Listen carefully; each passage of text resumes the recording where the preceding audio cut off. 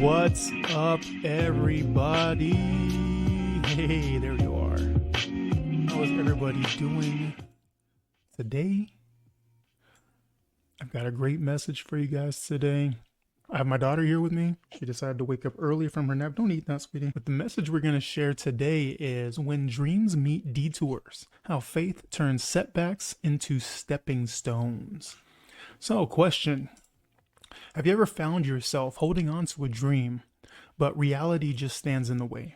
That tension between where you are and where you know you're meant to be.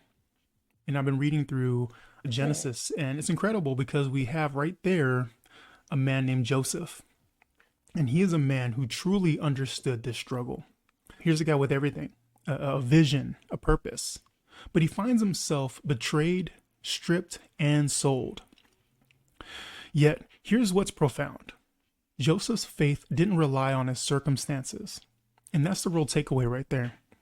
Joseph's story reminds us that God's presence is the only advantage we really need to navigate any adversity. So let's start in Genesis chapter 37, right? Joseph's journey begins with a God-sized dream, a vision that he'd one day stand in the place of influence. But instead of support, he's met with resentment. His brothers hated him. And why?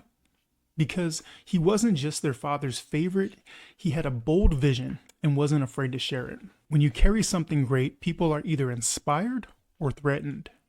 And in Joseph's case, it was definitely the latter. Think about the people you've shared your dreams with. How many truly cheered you on? Joseph learned a hard truth. Sometimes walking out your purpose means doing it alone. He held on to that vision even when nobody else believed. It reminds us strength to endure comes from keeping our purpose close, no matter the opposition. Yeah, baby girl. Joseph's life, it reads like a series of setbacks. Betrayed by his own brothers, thrown into a pit, sold into slavery, not just once, but multiple times. Everything that defined him was stripped away. But here's the thing. Through all of it, he didn't let despair become his new identity. Even when he lost everything, he never lost God's presence. In Genesis chapter 39, verse 2, it tells us the Lord was with Joseph and he became a successful man. Too often we ask ourselves, why me? But maybe the real question is, what's next? The world values power, influence, and status. But Joseph's story flips that thinking. In Genesis chapter 39 verse 2, we read that the Lord was with Joseph and he became successful. He didn't have wealth or connections. He was a slave. Yet the advantage that he had, the only one that mattered, was God's presence. The world says you need more, but Joseph's life shows us all we need is God's presence. In Deuteronomy chapter 8 verse 18, it reminds us that remember the Lord, for it's he who gives you power to create wealth. The Hebrew word for power here is koach, meaning strength, capacity, resilience. It's the ability to adapt and thrive like a chameleon. Through every high or low, God's presence equips us to thrive. Joseph's faith, it's shown even in Potiphar's house. Potiphar himself noticed something different, a faith that was evident in everything Joseph did. So here's a question. When life doesn't go our way, does our faith still shine? Joseph's life shows us that faith isn't conditional.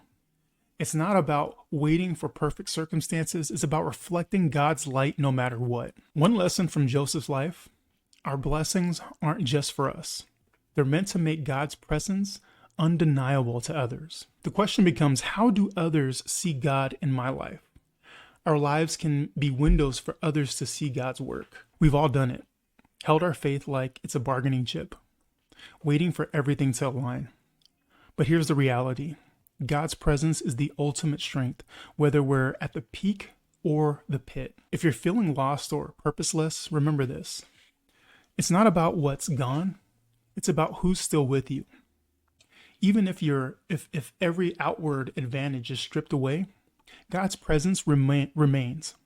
That's the strength that helps us keep shining, even in the darkest moments. Here's the truth. We often want success on our terms. But Joseph's story shows that God's process shapes us through the humility and growth before elevation. Our lives, they're like tests, stretching our faith. The challenges we face, they're preparation for something greater. God hasn't abandoned you. He's working through your hardest moments. So how does this apply to daily life? Joseph's life teaches us that our blessings are meant to impact others, to bring them closer to God's presence. Wherever you find yourself, remember, your life is a gift. It's an open channel for others to encounter God. Amen? Okay. Thank you so much for tuning in. I hope this message encouraged you, and we'll see you next time.